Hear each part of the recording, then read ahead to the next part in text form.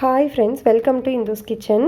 இன்றைக்கி நம்ம சேனலில் சப்பாத்தி, பூரி, சாதம் எல்லாத்தோடையுமே சேர்த்து சாப்பிட்ற மாதிரியான ஒரு சூப்பரான தக்காளி வேர்க்கடலை கிரேவி ரெசிபி தான் பார்க்க போகிறோம்.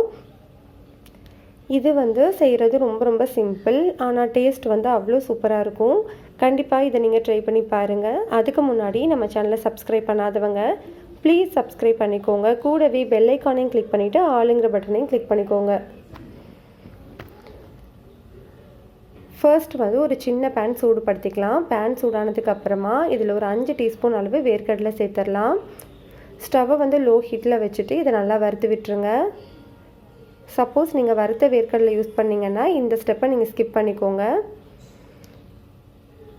இப்போ வேர்க்கடலை நல்லா வறுபட்டுருச்சு. இதை ஸ்டவ் ஆஃப் பண்ணிவிட்டு நல்லா ஆற வச்சிடலாம். ஆறினதுக்கப்புறமா இந்த மாதிரி தோல் உரிச்சிட்டு மிக்ஸி ஜாரில் சேர்த்து நல்லா ஸ்மூத்தான பவுடரை அரைச்சி எடுத்துக்கலாம். இதை இப்போது தனியாக வச்சுக்கோங்க. இப்போ ஒரு கடாயில் ஒரு 4 டீஸ்பூன் அளவு எண்ணெய் சூடுபடுத்திக்கோங்க. எண்ணெய் சூடானதுக்கப்புறமா இதில் 1/2 டீஸ்பூன் அளவு கடுகு, 1/2 டீஸ்பூன் அளவு சீரகம், 6 பல்லு பூண்டை இடிச்சிட்டு சேர்த்துக்கலாம்.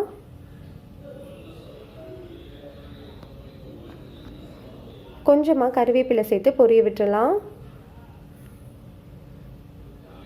கருவேப்பிலை பொரிஞ்சதுக்கு அப்புறமா ஸ்டவ்வை லோ ஹீட்டில் வச்சுக்கோங்க. வச்சுட்டு ஏற்கனவே அரைச்சி வச்சுருக்கிற வேர்க்கடலை பொடியை சேர்த்து நல்லா வதக்கி விட்டுறலாம். ஒரு 2 நிமிஷம் வதக்குனிங்கன்னா போதும். இந்த மாதிரி லைட்டாக கலர் சேஞ்ச் ஆனதுக்கப்புறமா 4 மீடியம் சைஸ் தக்காளியை பொடியாக கட் பண்ணிவிட்டு சேர்த்துக்கோங்க.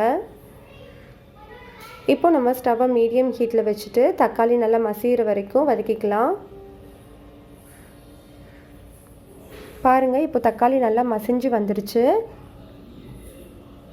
இந்த டைமில் 1/8 டீஸ்பூன் அளவு மஞ்சள் தூள், 1 டீஸ்பூன் அளவு தனி மிளகாய் தூள், 3/4 டீஸ்பூன் அளவு மல்லித்தூள், 1/4 டீஸ்பூன் அளவு கரம் மசாலா தூள், 1/2 டீஸ்பூன் அளவு உப்பு சேர்த்துக்கலாம். இந்த பொடியோட பச்சை வாசனை போகிற வரைக்கும் நல்லா வதக்கி விட்டுறலாம். நல்லா வதங்கினதுக்கப்புறமா இதில் இப்போ 1 கப் அளவு தண்ணி சேர்த்துக்கலாம். இதை நல்லா இந்த மாதிரி மிக்ஸ் பண்ணிடுங்க. இப்போ இந்த மாதிரி ஒரு மூடி போட்டுட்டு ஸ்டவ்வை மீடியம் ஹீட்டில் வச்சு 5 நிமிஷத்துக்கு நல்லா கொதிக்க வச்சுக்கலாம். 5 நிமிஷத்துக்கு அப்புறமா பாருங்கள், எண்ணெய் எல்லாமே பிரிஞ்சு மேலே வந்திருக்கு பாருங்கள். இந்த டைமில் இதை நல்லா மிக்ஸ் பண்ணி விட்டுட்டு இதில் ஒரு 1/2 டீஸ்பூன் அளவு சர்க்கரை சேர்த்துக்கலாம். இது ஆப்ஷனல் தான், உங்களுக்கு பிடிக்கலன்னா நீங்கள் ஸ்கிப் பண்ணிக்கோங்க.